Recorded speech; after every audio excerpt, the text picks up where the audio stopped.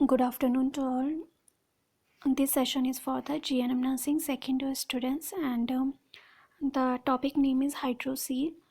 We have already discussed about this topic in the class, so this is a revision class for all of you.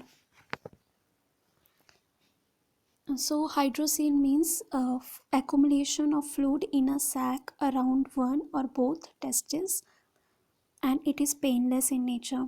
तो जो testis होते हैं उनके around अगर fluid accumulate हो जाता है तो उसको हम बोलते हैं हाइड्रोसील. ये जो फ्लूइड जब एक्यूमुलेट हो जाता है तो वहाँ पे एक सैक बन जाता है, और ये जो सैक होता है उसकी जो लेयर होती है उसका नाम है ट्यूनिका वेजिनालिस. ये एक पेरिटोनियम की एक लेयर होती है, और ये सैक जो होता है वो ट्यूनिका वेजिनालिस का बना होता है. In this diagram you can see there is a what is the normal scrotum and what is the hydrocele. तो आप इसमें देखोगे कि जो टेस्टिस हैं, टेस्टिकल है, उसके आउटसाइड है fluid collection brownish in colour, and this is known as hydrocele. और ये जो लेयर है जो कि कवर कर रही है टेस्टिस को, इसको हम बोलते हैं tunica vaginalis. So hydrocele is the accumulation of fluid outside the testis, right? In this diagram also you can see there is a scrotum, and inside the scrotum there are testes. So outside the testicle there is accumulation of fluid which is known as hydrocele. Now why it occurs? Most common cause is idiopathic, means unknown reason. Then it may occur because there is any underlying pathology. It means there is some other problem of the testis. For example, there may be trauma, there may be tumor, or there may be an infection. And Eukarya bancrofti is the most common cause of the infection. So first reason is we don't know what is the reason for the hydrocele formation. And it may occur that because of any trauma, because of tumor, because of infection, there may be hydrocele. Because when there is a infection, when there is a trauma, there will be release of the fluid, there will be excessive release of the secretion of the fluid. Because inflammatory response में ऐसे ही होता है, जब कहीं पे भी infection होगा या फिर ट्रॉमा होगा या फिर ट्यूमर है, इन सारे केसेस में वहाँ पे जो फ्लूइड है that is producing, its production is very very high. That's why there is the hydrocele formation. दो तरीके के हाइड्रोसील होते हैं, communicating and the non communicating. Communicating का मतलब है क्या होता है कि आपका जो पेरिटोनियम होता है वो ही क्या करता है, आगे जाकर टेस्टिस के आउटसाइड एक लेयर बना देता है, उसको हम बोलते हैं प्रोसेस वेजिनालिस. जब एम्ब्रियो का डेवलपमेंट हो रहा होता है तब होता है ये. नाउ फर्स्ट जो ईयर ऑफ लाइफ होता है उसमें ये जो पेरिटोनियम लेयर होती है वो क्लोज हो जाती है. क्लोज होने के बाद इसको हम बोलते हैं ट्यूनिका वेजिनालिस. नाउ कम्युनिकेटिंग में क्या होगा, अगर वो क्लोज नहीं होगी तो पेरिटोनियम जो है वो ही लेयर आगे जाके रहेगी, और पेरिटोनियम में there is a free fluid. We know peritoneum fluid होता है, तो ये जो पेरिटोनियम फ्लूइड होता है वो कहाँ पे आ जाएगा, प्रोसेस वेजिनालिस वाले सैक में आ जाएगा, राइट. तो इसकी वजह से कम्युनिकेटिंग हाइड्रोसील होता है. नॉन कम्युनिकेटिंग में क्या होगा, there is no any connection of the peritoneal layer. In this diagram you can see in the non-communicating C, the peritoneal cavity and the process vaginalis, there is no any communication. But in the communicating, ये जो peritoneal layer है वही आगे जाके क्या कर रही है, ट्यूनिका वेजिनालिस पे जा रही है ना, वही बना रही है आगे जाके. और यहाँ पे ये क्लोज भी नहीं हुई है, यहाँ पे जो प्रोसेस वेजिनालिस है वो क्या है, बिल्कुल पेटेंट है. तो इसलिए हम इसको बोलेंगे communicating hydrocele.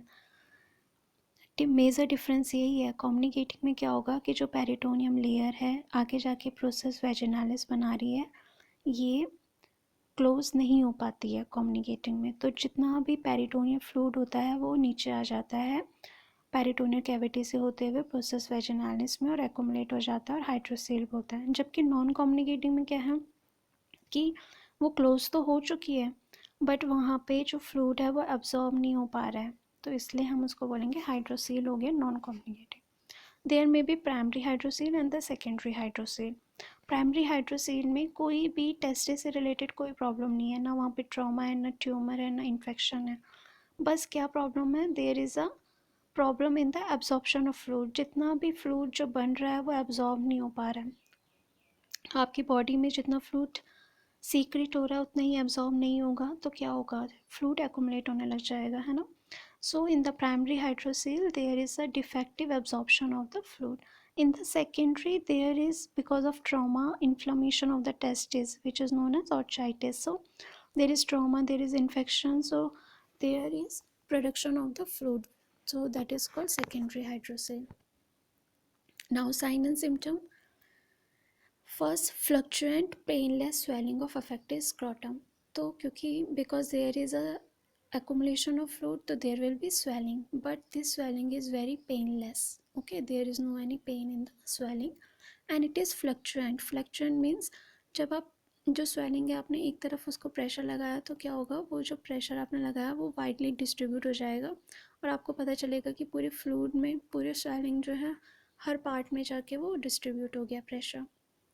Then it may be present since infancy or childhood. It may or may not be reducible. Reducible means that the person lie down in the supine position and the swelling disappears, or it become small. Okay, so it may be reducible or it may not be reducible. Positive trans illumination. So trans illumination means a bright light is used and then it is applied to the skin over a lesion, and then it is checked whether the transmission of light will occur or not.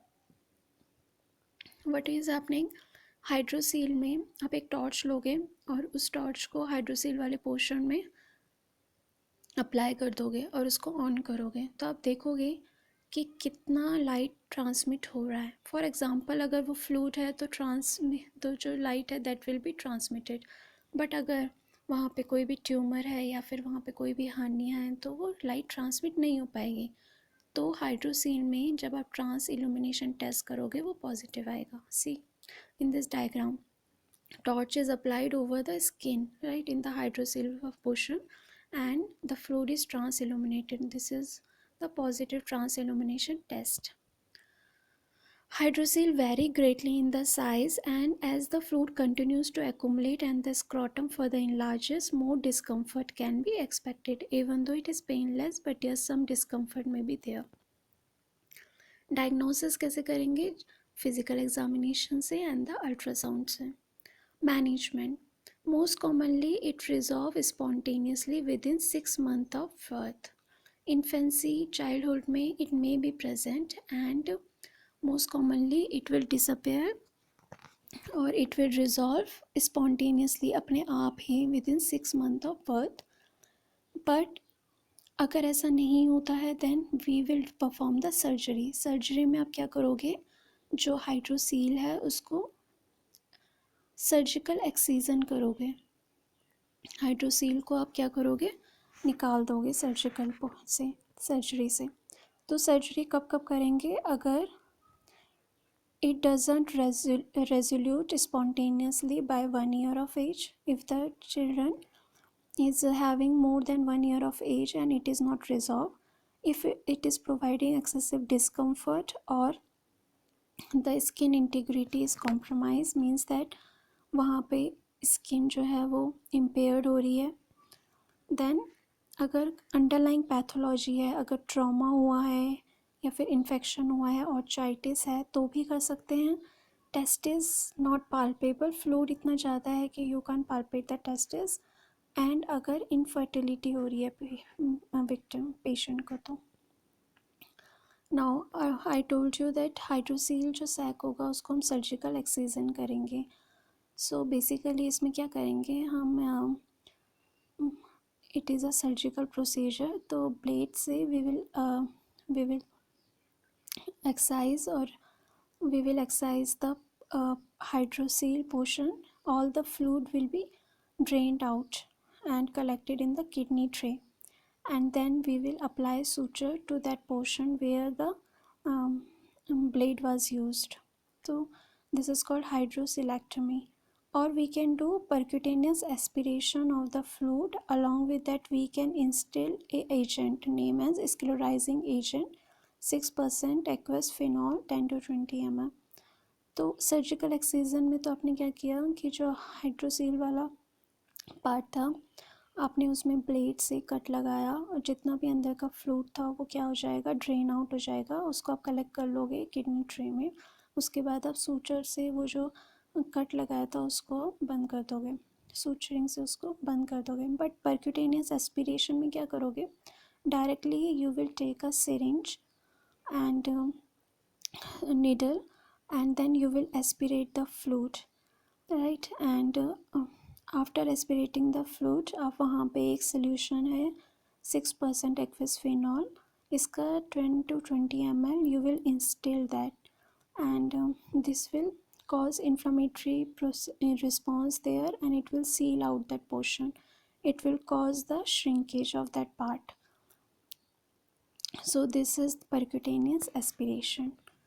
Now what can be the complications? Complications may be that if the person was having hydrocele and he underwent any road traffic accident or any trauma, so it may rupture.